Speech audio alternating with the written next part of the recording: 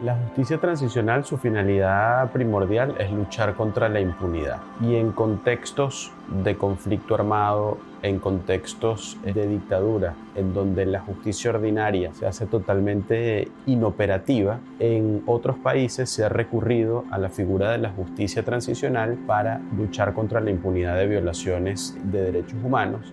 Puntualmente en Venezuela la justicia ordinaria es insuficiente por una razón primordial, y es que no es independiente, y la mayoría de los jueces que están en los tribunales de la República no necesariamente cumplen con los requisitos mínimos establecidos en la ley para impartir justicia. Eso contribuye al futuro en cuanto a que esa herida que se ha generado en la sociedad de alguna manera es sanada. En el marco de un conflicto armado, de un conflicto político constitucional, cuando se recurre a la justicia transicional como un mecanismo para satisfacción de los derechos de las víctimas y luchar contra la impunidad, en buena medida lo que estamos haciendo es subir el estándar, y al subir el estándar estamos haciendo que la ciudadanía tenga una vida más digna.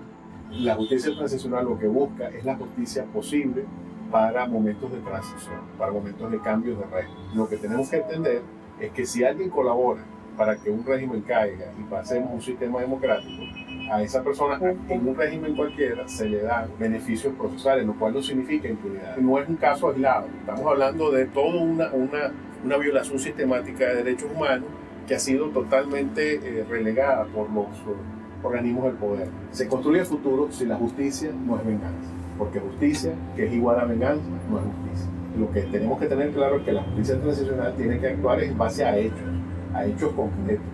No es la pertenencia a un grupo político algo perseguido. Entonces eso, digamos, tenemos que aclararlo, porque eso es parte de lo que tenemos que construir, que es la tolerancia. La justicia se tiene que adecuar a la magnitud de los hechos que ocurrieron. O sea, estamos hablando de un régimen que duró 20 años. Entonces lo que tenemos que enfocar es que los principales responsables que sean llamados a la justicia, y los demás, los que tuvieron participación más de, digamos, los expertos más bajos de la administración pública, reconozcan lo que ocurrió y que aprendamos de que eso no puede volver a ocurrir. La justicia transicional, solo con verdad, justicia, pero sin reparación y no repetición, no va a garantizar la paz real. Requiere que el Estado se comprometa a reparar a las víctimas porque ha hecho un daño hacia ellas, y frente a eso debe resarcirlo. Es parte de ese proceso de reparación para las víctimas ser escuchadas y saber qué fue efectivamente lo que pasó. La reparación integral lo que quiere decir es que va más allá de la sola reparación económica, incluye la rehabilitación, incluye la posibilidad de satisfacción y garantías de no repetición, incluye temas ya propiamente de la reparación del daño incluso moral, y también aspectos del restablecimiento de los derechos de los bienes y de las libertades cuando esto sea lo que corresponda. La experiencia que hemos tenido con víctimas nos han dicho que la reparación simbólica es para ellos muy importante, que es eso que se habla de una especie de reparación que no es material, que tiene que ver más con este proceso de verdad, que tiene que ver con el tema de la posibilidad del reconocimiento de la persona que fue víctima. Las reparaciones son algo complejo porque inicialmente tienes que pasar por varios procesos previos, ¿no?, que es la identificación de esas víctimas. Muchas veces en esos procesos pueden haber reparaciones individuales o también pueden haber reparaciones masivas, en las cuales un grupo de personas sufrieron como que violaciones muy similares. La reparación empieza en el momento en que las víctimas son reconocidas. Yo creo que ese es el primer paso a la reparación, porque una de las cosas que más le duele a las víctimas es que no se le reconozca su estatus de víctima. Hay muchas maneras de reparar, no tiene que ser necesariamente que te den una suma de dinero. De repente la reparación se traduce en una beca para algún familiar de la víctima, o lo que llaman algún tipo de acción afirmativa, ¿no?, en la cual la víctima se le dé algún tipo de beneficio social o socioeconómico, que no necesariamente es dinero.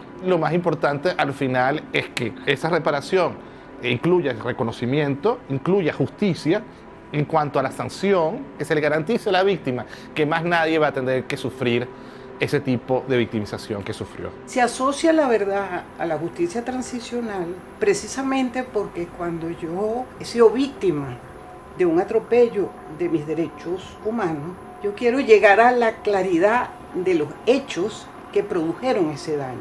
Por eso se habla inclusive de comisiones de la verdad.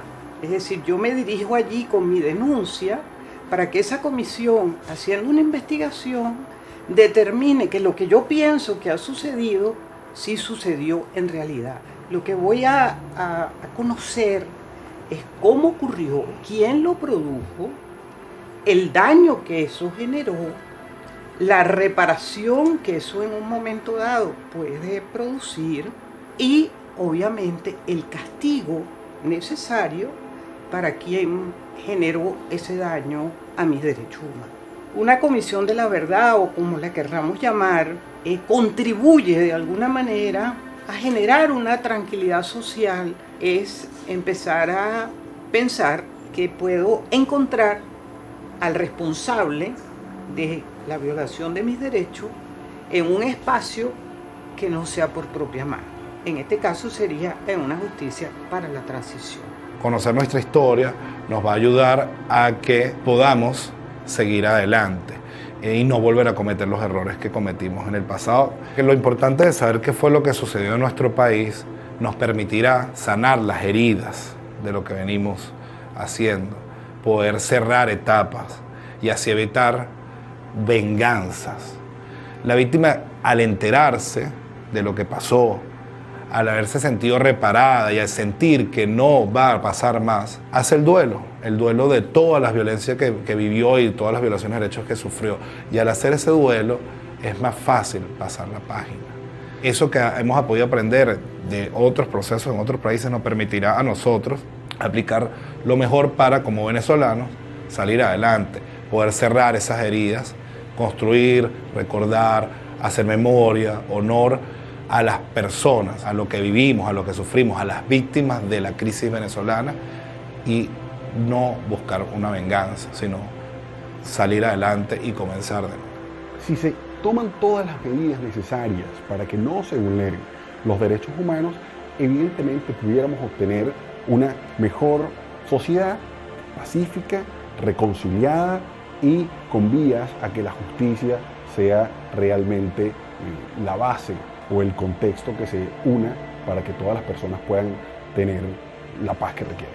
Lo que es la recuperación del Estado de Derecho, la vuelta a la democracia y las demás medidas que pudieran indemnizar, o en este caso, reparar a las víctimas. Es importante que nosotros pudiéramos fortalecer todas las instituciones, pero no solamente de carácter temporal, pues esto, cuando cesen las medidas de no repetición, volviéramos nosotros a poder incurrir en violaciones, o en este caso, el Estado pudiera volver a incurrir en violaciones de derechos humanos, si es que solamente se tienen de carácter temporal, como se ha estilado en el proceso de justicia transicional. Si nosotros no rescatamos la justicia y el Estado democrático de derecho y justicia por completo, si no lo saneamos por completo, pudiéramos nosotros volver a incurrir en violaciones de derechos humanos. La enseñanza en materia de derechos humanos a los funcionarios públicos es fundamental, a los órganos del Estado o los órganos que se encargan de la seguridad de los ciudadanos, debemos enseñarles derechos humanos y que esa educación